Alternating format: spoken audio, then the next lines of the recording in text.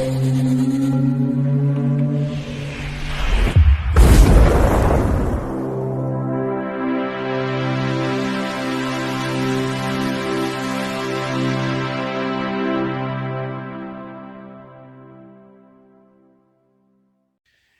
Bayek, it's me, Ian. And in today's video, well, I'm continuing my look at classic albums, or, well, classic albums that I think are from my CD collection. And this is Outlandos d'Amour by The Police from 1978. And this is their debut album. And it's 38 minutes and 14 seconds long. And it's really grand. Now, the next album to come out is Regatta de Blanc, 1979. So a bit of background. The Police were formed in London in 1977. And Henry Padovani was replaced by Andy Summers. And there we had the lineup. It was complete. And that continued right through the whole career of the Police until they broke up. Now, the influences at that time were very much the new wave punk and reggae, and also jazz as well. They were all accomplished musicians, and that really is very much part of the Police story and the music that they produce. They're very much on their own, really, in what they do and what they produce. They weren't part of that movement of new wave at all. So that's an interesting bit. I just thought, put that in. Now, it was made on a budget of £1,500 because that amount of money had been borrowed from Miles Copeland, who was Stuart's brother and was to be their manager. And he kind of looked at this album, and when they were recording it, he wasn't that pleased. But then he heard Roxanne, and he thought, well, this is more like it. This is a hit single. And he went to A&M, and on that strength, A&M decided to release that single and sign the band. They signed the band. So he effectively got them the record deal that they needed. And then from then, the rest is history. So this was recorded between January and September 1978. And it was released on the 17th of November 1978. Recorded at the Surrey Sound Studios in Leatherhead. And it's produced by the band, The Police, yes. And it's on the A&N label. Now, the album cover design is by Les May, and Michael Ross does the art direction, and Jeanette Bakeman was the photographer.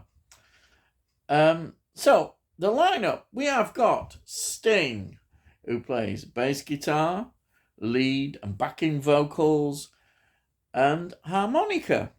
Then we've got Andy Summers, who plays guitar, backing vocals, spoken word on one particular track, piano, and involved in the arrangements, the musical arrangements. Then we have got Stuart Copeland, who plays drums, percussion, backing vocals, and again is involved in some of the arrangements. So there they are, a trio. So let's go through the tracks. We start off with Next to You, which is a good opening track. It shows that energy of the influence of punk, and is a really good opener, and I think he's very much a welcoming track to the album. You know where you're gonna go with this album, and then the next one, well, it's So Lonely, and of course that is unmistakably a reggae influenced track. It's written by, of course, Sting. Sting, in fact, is the main writer of all these tracks. He is the one who brings all the musical magic in terms of his writing together. So we've got So Lonely, say, influenced Bob Marley. Mentions No Woman, No Cry at the time. I think that must have influenced him.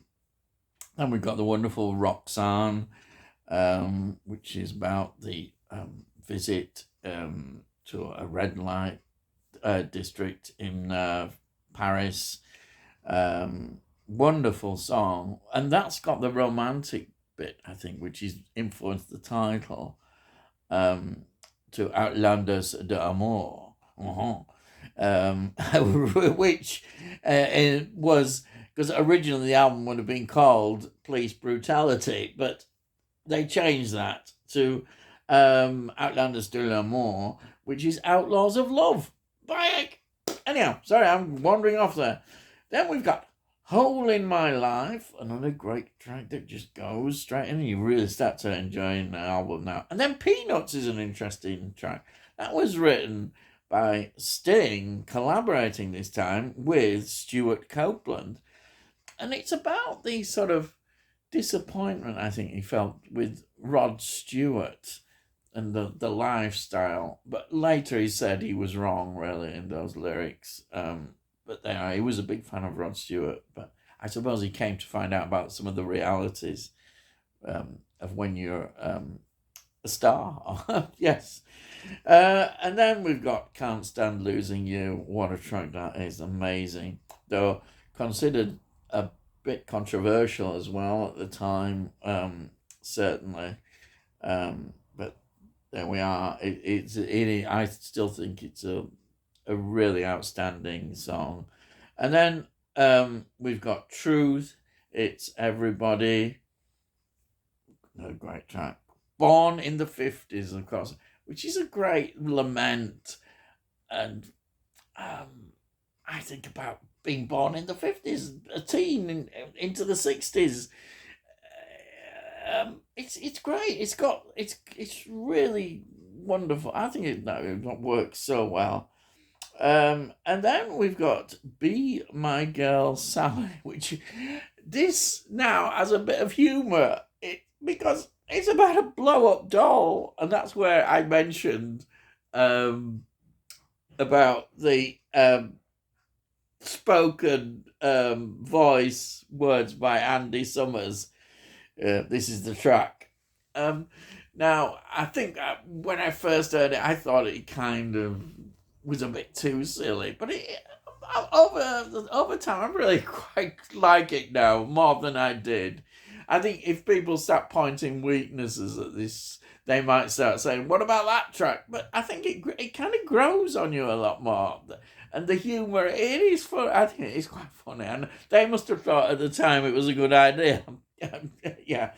And then we've got the final track, which is an interesting track as well, called Masoko Tanga. Now, this really is a semi-instrumental. Yeah, to end the album like this is an interesting way. And again, some people might say, is this trying to be a bit of a filler? I wouldn't say it was, but it is interesting that it wasn't one that became involved in their live show. It never was a staple of their live performances. So that might tell you a lot. But I think it's okay. I think it's fine. So the singles that were taken from this album have an interesting history. Because the singles are Roxanne, Can't Stand Losing You, and So Lonely. Now, Roxanne, it was re-released.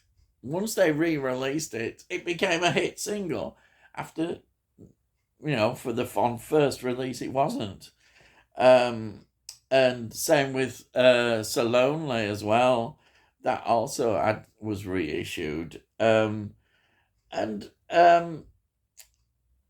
the it works because I think people just enjoy them more now. They'd got kind of used to the sound, I think, and plus radios were playing them. I think when people first heard them, they were it was so different that some people didn't really get the Police. I think that but once the momentum had got going, then yes, people were really into the band. I mean, they did have a following, I'm sure, in their performances as they'd been performing. But radio, you know, was so important in those days for getting things onto top of the pops and all that kind of thing. I remember Police being on the old grey whistle test as well. Getting television appearances was absolute gold and important for them. But it's interesting that singles can be reissued and then they become much bigger hits. I mean, the same had happened with Bowie, as I mentioned before, with the Hunky Dory album. It was the success of a Ziggy Stardust album which brought that into the charts as an album. But this, yes, it was a really good seller as a debut album. I think most people who are Police fans would admit that it's not their best album, but it's a very good album. And I'm reviewing it because it's an important album in the terms of the kind of music it's playing. You show me a trio as well. We have the Jam, who were excellent and doing their own thing, but playing this kind of music. They're on their own. They've got a familiar sound. You say, wow, that is the Police. And that is way important, I think, in how they grew as a band. They were on their own. They had their own direction, and they were brilliant at what they were doing. And this is why they became successful. And it all stems, of course, from this album. That's why it's such an important album.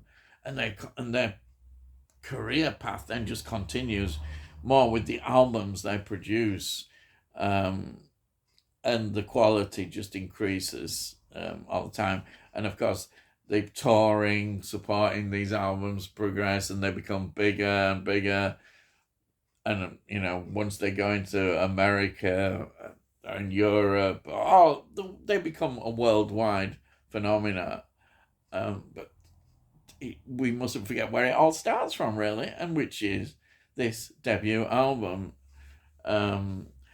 So that is the importance, and I do think it stands up well. I can say some bits that you can see the progress they made as a band, but Sting is already showing his writing muscles. Definitely, it's all on here, and I think also a criticism that Sting gets sometimes is that he's a bit soulless, that his lyrics are a bit forced. Now, I think there is emotional depth in his. I listen to these and I'm thinking, yeah, there is emotion in there, and it's an unfair criticism because whatever people say, people are not fooled, and if they think this is genuine, then it is, and they'll go for it, and that's why it appeals. So that's why I think this album works, and it's one I'm always happy to talk about. It's debut albums are always interesting to look at, definitely, and we see a band, and sometimes bands produce an absolute album that is difficult for them to follow up.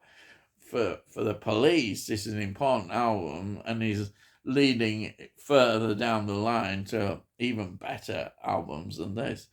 But I still love this album. I think it's an album that I still enjoy listening to. Anyhow, I'm rabbiting on a bit, aren't I? So before I go, I'll just show you my CD copy of it. There it is. Brilliant, isn't it? Look at that. And there's the listings on the back, on the tracks. Inside, we have got the disc. One other point which you vinyl people perhaps can't have is that this has the video on of Roxanne. So you get an extra there, which is a video. Put this into your PC and you can play Roxanne, as the video of it, which is great. I just done a nice little extra. That's on here anyhow, so we've got that. I just thought I'd throw that in. I don't mean it, honest.